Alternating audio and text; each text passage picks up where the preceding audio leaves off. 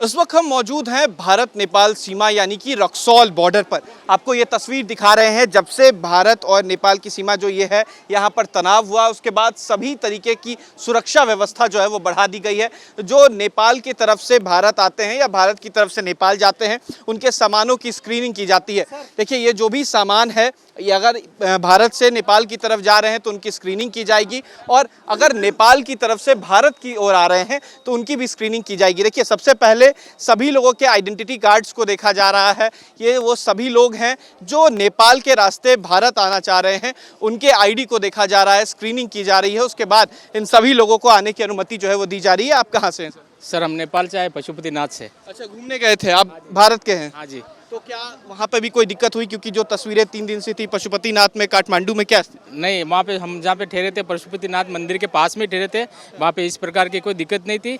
हमारे वहाँ पे जिस होटल में ठहरे थे वहाँ पे बिल्कुल सामान्य स्थिति थी, लेकिन मेन रोड पे जो है कि अराजकता फैली हुई थी। लोग बाग कहाँ से आते हैं? भारत के किस जगह से हैं आप? हम उदयपुर राजस्थान से। राजस्थान से? आप सभी लोग राजस्थान से आए हैं। क्या स्थिति थी वहाँ? क्या नेपाल सरकार ने साथ दिया वहाँ पे? बिल्कुल साथ दिया, हमारा कोई प्रॉब्लम नहीं, किसी प्रकार की कोई समस्या नहीं, न खाने की न पीने की, किसी की प्रकार की कोई समस्या नहीं। आराम से आए और आराम से यात्रा की। और हिंसा हो रही थी वहाँ? हिंसा हो रही थी, बहुत ज़्यादा हिंसा हो रही थी।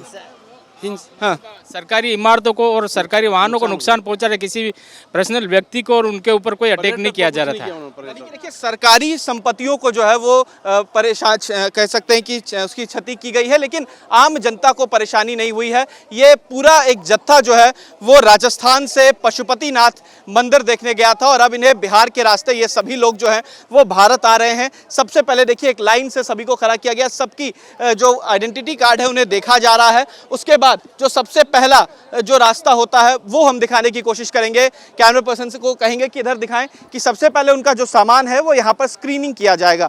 ये यहाँ पर स्क्रीनिंग के लिए जो एसएसबी के जवान हैं वो यहाँ तैनात हैं। यहाँ से जो भी सामान है उनका स्क्रीनिंग किया जाएगा कि कहीं ऐसा तो नहीं कि कोई नेपाल के रास्ते कोई सामान, अवैध सामान यहाँ से लेके जाया जा रहा है, उसको देखा जाएगा। उसके बाद यहाँ से इसी रास्ते से आप नेपाल के रास्ते जो है वो भारत में घुस सकते हैं। और कस्टम जो है, खासतौर पर अगर विदेशी नागरिक हैं तो उनके लिए कस्टम इमिग्रेशन का ऑफिस जो है वो भी यहीं पे है।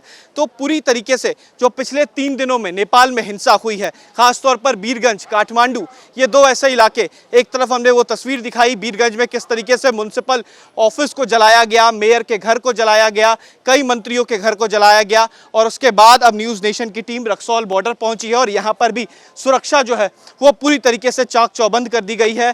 जो भी नेपाल के रास्ते भारत आ रहे हैं उन्हें आने की अनुमति ज़रूर है, लेकिन सभी को स्क्रीनिंग कराना होगा। सभी को सामान यहाँ पर चेक कराने के बाद उन्हें भारत में घुसने की अनुमति जो है वो दी जा रही है। वीडियो जर्नलिस्ट सत्येंद्र कुमार के साथ उत्कर्ष, न्यूज़ नेशन, रक्सौल। जहाँ भक्ति है हर शब्द में, कथाओं में छुपे हैं दिव्य रहस्य और ज्योतिष देता है जीवन को दिशा। धर्म से जुड़ी हर बातों को जानने के लिए हमारे चैनल स्तुति को सब्सक्राइब करें। चैनल पर जाने के लिए इस लिंक पर क्लिक करें।